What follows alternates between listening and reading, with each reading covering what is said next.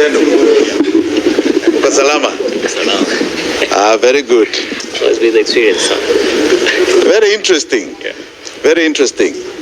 Where's Willis? Yeah. You've told them everything? I told them everything. Unless there's any more question they have to you. Okay. Yes, we do. Let me say something very short. 7 years ago, they say the more things change, the more they stay the same. 7 years ago, right on these steps, had a similar incident and a similar press conference. We were vermewed for 3 days. This time it has been for 2 days. For nothing else but expressing our political right to express ourselves and be part of the democracy that our constitution enshrines. My late father stood on these steps here, and he said something that was very profound. He said that you must distinguish between the personal and siasa. Siasa, wanaume na wanagombana nayo huku nje. You don't bring it to somebody's personal home.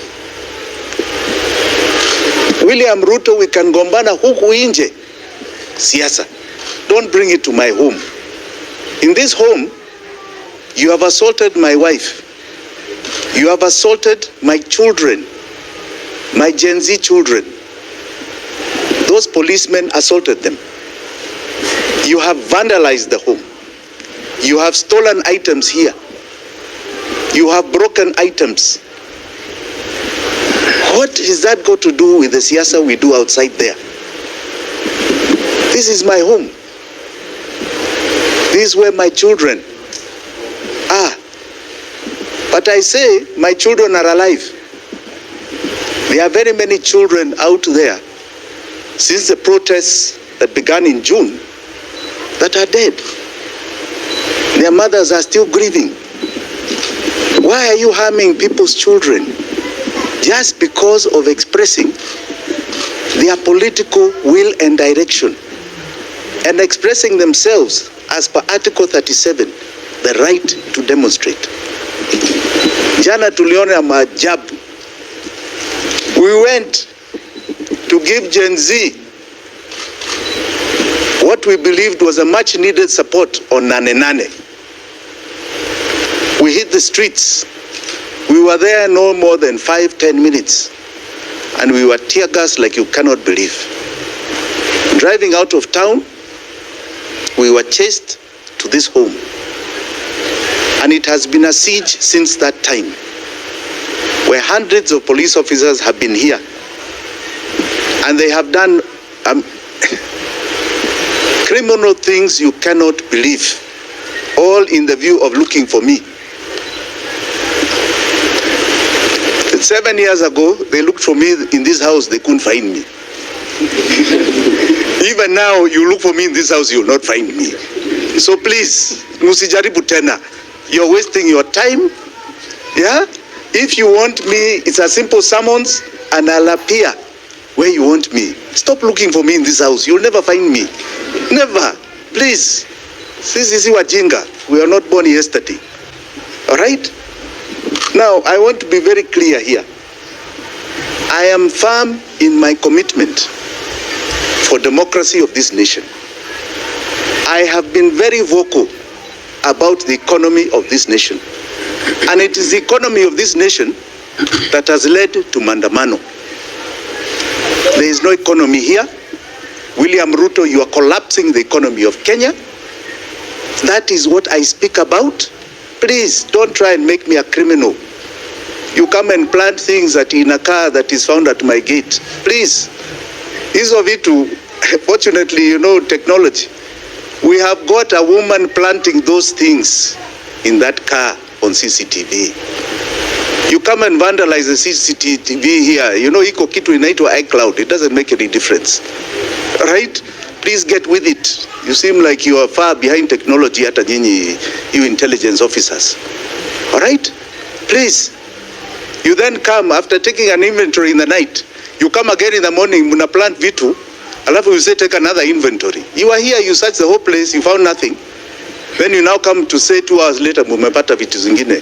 Planting things, same script as 7 years ago, where you try to plant some things in my residence in Malindi to say I have guns. Come on, please. We are not children anymore. Face up to reality. Kama umeshindwa na kazi, you can kindly exit that job. That's what some of us are asking. You have failed, William Ruto. Ruto must go is not only a song, it is now a belief. Kindly, umeshindwa na kazi. And don't fool anybody. Don't try and fool anybody. It is reality. That no matter what you do from now, it is just going to be more and more economic pain to Kenyans. And it is very unfortunate that you want to pretend and lie that you can solve our problem. You cannot. Na saa ingine, be man. Sometimes it's good to be a man enough, as they say. Kama umeshindwa na kazi useme, hii afadhali tupatie mtu mwingine aendelee nayo. Sisi tumeshindwa. That is the only reason why you're seeing us being victimized. Why they are trying to brand us as criminals. We are not criminals. We are voicing everything here openly. We are being very clear. We don't know what you are fearing with our voices. We are going to keep speaking, right? And we are going to continue. And I can tell you, the time for honoring yourself is soon coming to an end. Asanteni sana. I also would like to thank those who have stood with my family when I have been in hiding in these premises. Let me say I was watching events, and I want to thank those who have stood with my family. Raila Odinga, Martha Karua was here for hours. Kalonzo Musyoka made some calls to my lawyers. Eugene Wamalwa was here. A lot of relatives and friends.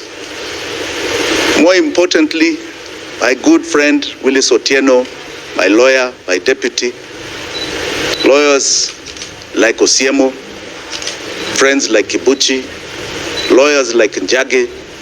I can tell you the list is long.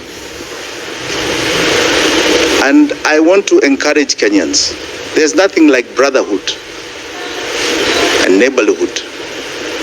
There's nothing better. Only family is better than that. Stand with your people. Stand with your person next to you when they're in problems. Stand with them when they are doing the right thing, but they are in problems. Tomorrow it will be you if you don't stand with them. I can say today people stood with me. For those kids who have been killed during this Mandamano, I want to tell you with all my heart, I stand with you. I stand with those families. And if you want to kill more William Ruto, don't worry. You also have children. The curses of God are wide and far. Be very careful. Very careful. Very, very careful. Because with every bad deed you do, you define your exit. And history has a lot of records. So kindly, stop killing our children. It's about time we stop those tabias. So please, Kenyans, stand with those who are hurting for expressing their democratic right, for voicing your opinions, for standing up for the better of Kenya, because that's what they're standing up for. God bless you all. Asante sana. Yes, Honorable Jimmy, have you recorded any statement for statement with who? This end, with the DCI. Have I received summons? You haven't received any summons? No, who has summoned me?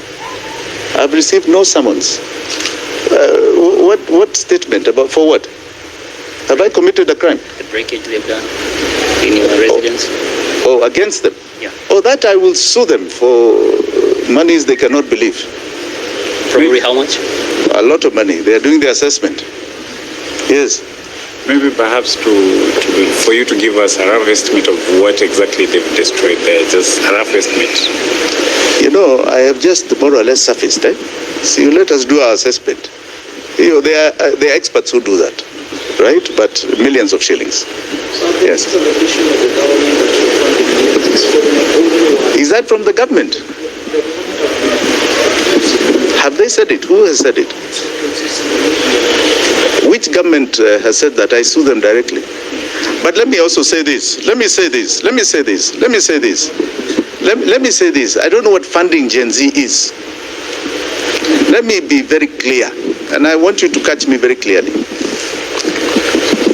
June 18th, when the first Mandamano began, there was a request for money to help those who had been jailed.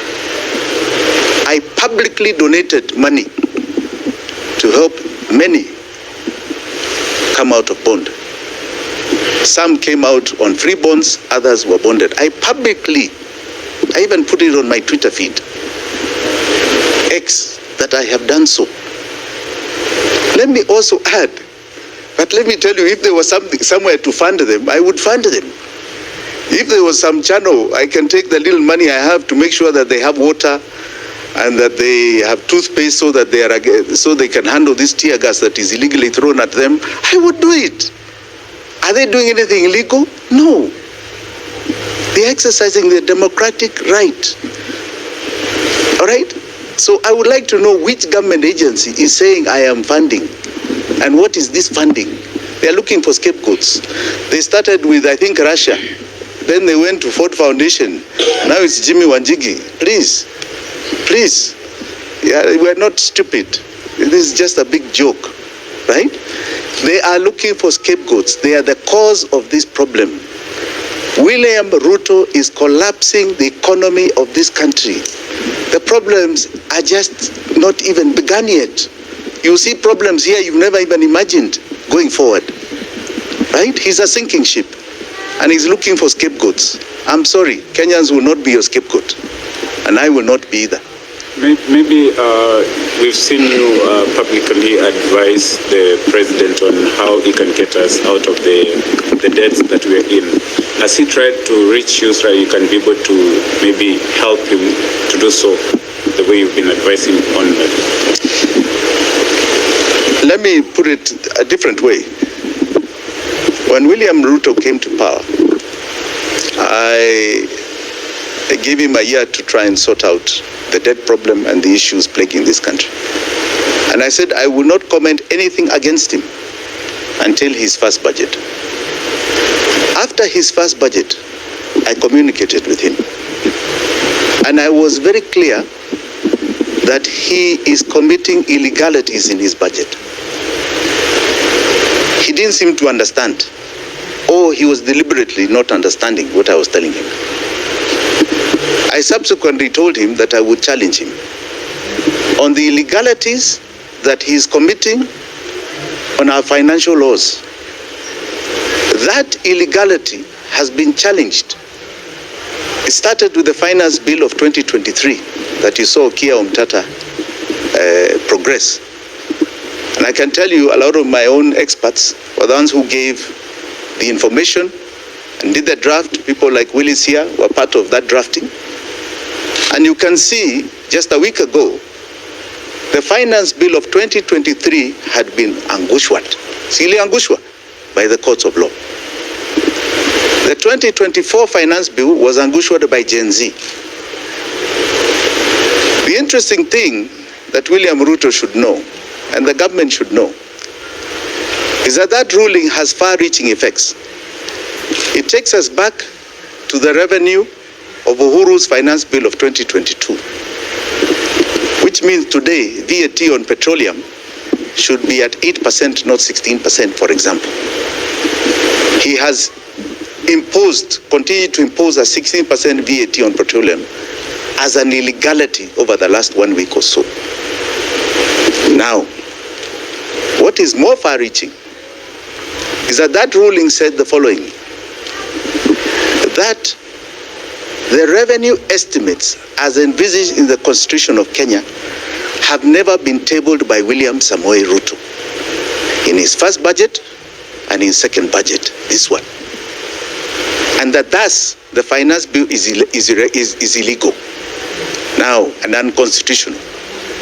It means his appropriation bill, where you anchor revenue estimates and expenditure estimates, are illegal. That is what is called the budget. So his budget of 2023 was illegal. His budget of 2024 is illegal. It means the debt that he's proposing to take and he has taken since he came to power is illegal according to the laws of this country. So I want to tell you, you're going to see what you call economic collapse, perpetuated by constitutional illegality by one man called William Samoei Ruto.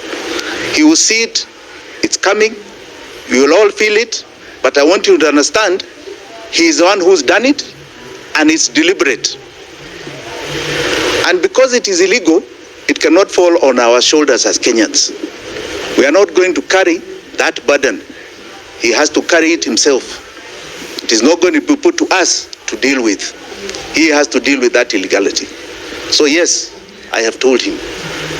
I've told him countless times, but he perpetuates the same. Your friend Raila Odinga expertise to help him, bring up the country back to its norm. What do you think? Are they going to perform, or? I have great respect, for example, of John Bandi, who is in the Treasury. He's been a renowned debater in Parliament. He's a man of detail. I just feel pity for him that he's joined a sinking ship, and even where things have reached today, I don't think he can solve the problem. He can't. It is too deep a problem. He cannot solve it. He cannot. You need to change the top, not the middle, not the bottom. You need to change the top. I think that's enough. Thank you. Thank you. Thank you. Asanteni sana. God bless you.